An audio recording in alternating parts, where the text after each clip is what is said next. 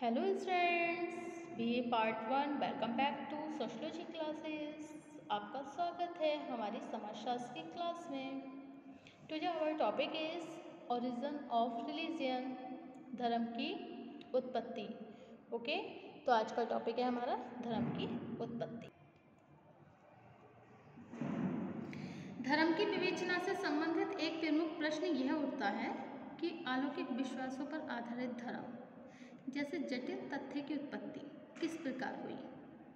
समाजशास्त्रियों तथा मानव शास्त्रियों का विचार है कि आदिम मानव के मन में उत्पन्न होने वाली भय और असुरक्षा की भावना ने जिन विभिन्न विश्वासों को जन्म दिया है,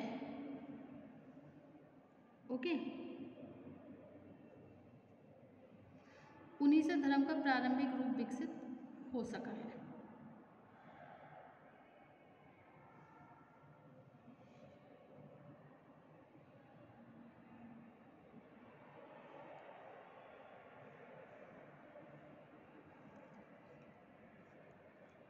भारतीय समाज की संस्थागत संरचना में धार्मिक और सांस्कृतिक संस्थाओं का बहुत महत्वपूर्ण स्थान है। विवाह, परिवार, नातेदारी जैसी सामाजिक संस्थाएं हमारे व्यक्तिगत और सामाजिक जीवन को संगठित बनाती हैं। वहीं एक संस्था के रूप में धर्म का काम व्यक्ति के जीवन को नैतिक बनाना और उन व्यवहारों की सीख देना है जिन्हें किसी समाज में अधिक उपयोगी माना जाता है। इस दृष्टिकोण से प्रस्तुत विवेचन में हम भारत में विभिन्न धर्मों से संबंधित मुख्य पक्षों को स्पष्ट करेंगे। ओके,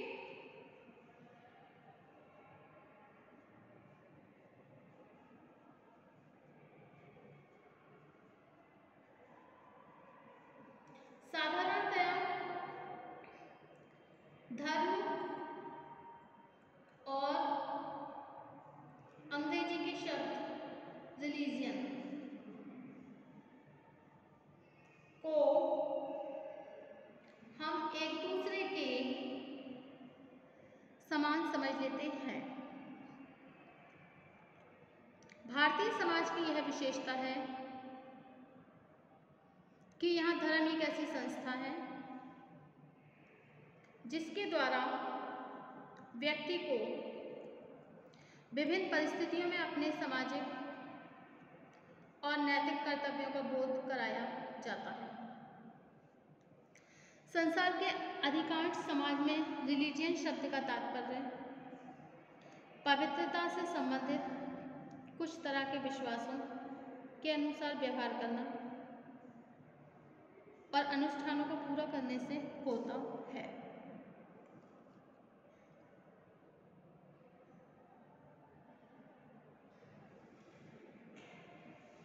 दुर्खिम ने भी यह माना है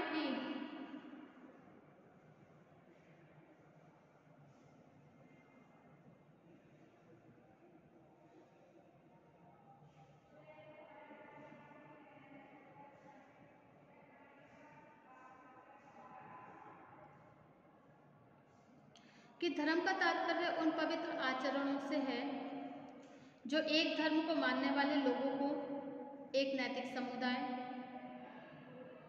से बांधते हैं। इसका अर्थ है कि रिलीजन के रूप में धर्म ही यह स्पष्ट करता है कि कौन से व्यवहार स्थानीय वस्तुएं पवित्र हैं। समाजशास्त्रियों ने धर्म के 3 पक्षों पर अधिक बल दिया है। पहला पक्ष धर्म की वैचारिकी आइडियोलॉजी से संबंधित है। इसके अंतर्गत हम उन सिद्धांतों पर नैतिक नियमों को सम्मिलित करते हैं जो हमारे व्यवहार को एक विशेष रूप देते हैं। दूसरे पक्ष का संबंध उन विश्वासों से है जो मनुष्य और अलौकिक शक्ति के संबंध को स्पष्ट करते हैं। तीसरे पक्ष का संबंध उन विभिन्न अनुष्ठानों से होता है जिन्हें पूरा करके व्यक्ति मानसिक रूप से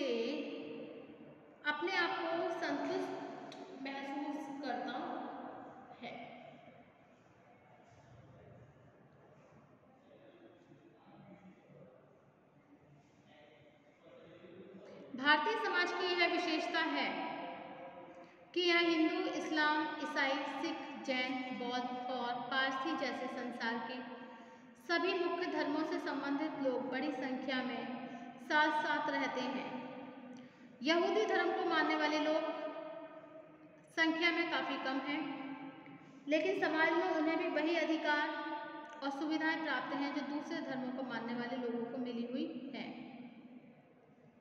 यदि हम यहाँ के विभिन्न धर्मों की परंपरा को ध्यान में रखते हुए इनका वर्गीकरण करें तो इन्हें दो मुख्य भागों में बांटा जा सकता है। नंबर 1 भारतीय मूल के धर्म एंड सेकंड है पैगंबरी परंपरा से संबंधित धर्म। भारतीय मूल के धर्मों में हिंदू, बौद्ध, जैन तथा सिख धर्म प्रमुख हैं। इन चारों धर्मों का उदय और विकास भारत में हुआ। इन सभी धर्मों को मानने वाले लोग संसार के सभी प्रमुख देशों में फैले हुए हैं। इन धर्मों की परंपराओं में कुछ अंतर होने के बाद भी इनके मौलिक सिद्धांतों में अधिक अंतर देखने को मिलता नहीं है। पैगंबरी परंपरा में इस्लाम, ईसाईयत और यहूदी धर्म प्रमुख है। Okay,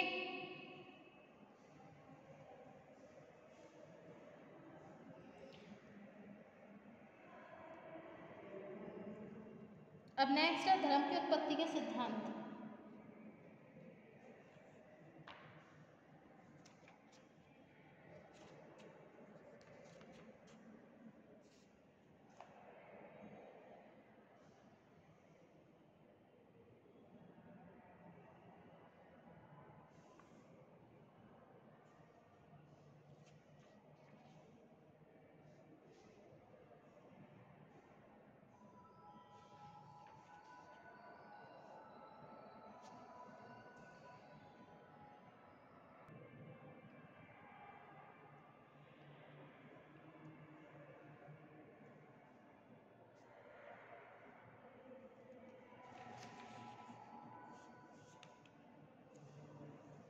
according to James Fraser के अनुसार धर्म से मेरा तात्पर्य मनुष्य से श्रेष्ठ उन शक्तियों की संतुष्टि अथवा आराधना करना है जिनके बारे में व्यक्ति को यह विश्वास हो कि वह प्रकृति और मानव जीवन को नियंत्रित करती है तथा उन्हें मार्ग दिखाती है। सेकंड डेफिनेशन है जॉनसन के अनुसार धर्म कम या अधिक मात्रा में अलौकिक शक्तियों, स्थानों अथवा आत्मा से संबंधित विश्वासों और आचरणों की एक संगठित व्यवस्था है।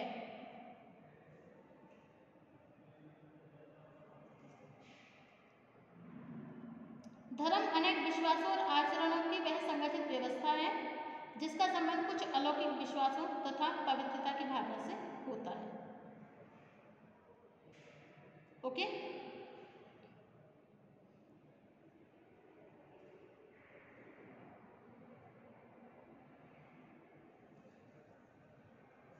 धर्म की उत्पत्ति को स्पष्ट करने में Tylor, Spencer, Max Muller, Marett, Durkheim आदि विद्वानों का विशेष योगदान है। सभी विद्वानों ने धर्म की उत्पत्ति को कुछ सिद्धांतों के रूप में स्पष्ट किया है जिन्हें संक्षेप में निम्नलिखित रूप से समझा जा सकता है।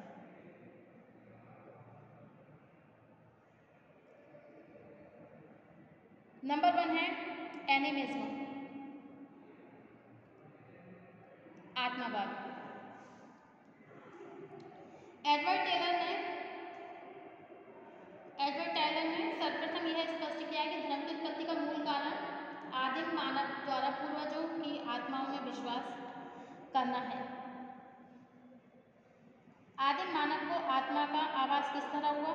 इसका उत्तर देते हुए टायलर ने बताया कि आदिम मानव को जब मृत्यु, स्वप्न, परछाई तथा आवाज की प्रतिध्वनि आदि का अनुभव हुआ तब वह इनका कोई तार्किक कारण नहीं समझ सका। धीरे धीरे उसे विश्वास होने लगा कि व्यक्ति के अंदर कोई ऐसी सूक्ष्म शक्ति अवश्य है जो न दिखाई देने के कारण भी व्यक्ति को तरह तरह के अनुभव प्रदान करती है तथा उसके सभी अच्छे और बुरे कार्यों पर दृष्टि रखती है। आदिम मानव ने इसी सूक्ष्म शक्ति को आत्मा के नाम से संबोधित किया। ओके, नेक्स्ट पॉइंट है फ्रेजर का सिद्धांत।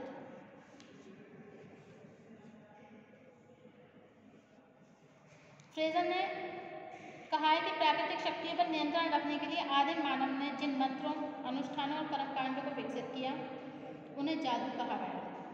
जब कभी भी जादू के द्वारा व्यक्ति प्रकृति को नियंत्रित करने में सफल हुआ है तब उसे ये महसूस होने लगा कि जादू के स्थान पर प्रकृति की प्रार्थना और आराधना करने से उसे अधिक प्रसन्न किया जा सकता है। इसका तात्पर्य है कि प्रकृति को प्रसन्न करने में जादू की असफलता के कारण प्रार्थना और आराधना जिन पद्धतियों का विकास हुआ उन्हीं से धर्म की उत्पत्ति हुई। नेक्स्ट है प्रकृति का सिद्धांत, प्रकृतिवाद। मैक्स मूलर ने प्राकृतिक शक्तियों के प्रति भय, श्रद्धा की भावना के आधार पर धर्म की उत्पत्ति को स्पष्ट किया है। उन्होंने बताया कि आदिम मानव का संपूर्ण जीवन प्रकृति के बीच ही व्यतीत होता था। प्रकृति के बीच उसे सभी तरह के अच्छे और बुरे अनुभव भी होते थे। एक और सूर्य और वर्षा से उसे लाभ मिलता तो दूसरी ओर वही शक्तियाँ विनाशकारी बनकर उसके संपूर्ण श्रम को समाप्त कर देती थी। नेक्स्ट पॉइंट है धर्म का सामाजिक सिद्धांत, social theory of religion according to Durkheim. Durkheim ने इस सिद्धांत का प्रतिपादन किया है। उन्होंने लिखा है कि टायलर, मैक्स मूलर, फ्रेजर के अनुसार धर्म को आत्मा, प्राकृतिक शक्तियों या जादुई क्रियाओं के आधार पर समझना बहुत ही भ्रमपूर्ण है। अतः धर्म की उत्पत्ति को कुछ व्यक्तिगत और मनोवैज्ञानिक विश्वासों के आधार पर नहीं समझा जा सकता है। वास्तव में धर्म पूरी तरह एक सामाजिक तथ्य है क्योंकि यह एक सामूहिक चेतना को स्पष्ट करता है। Okay, so thank you for watching my YouTube channel. Thank you so much.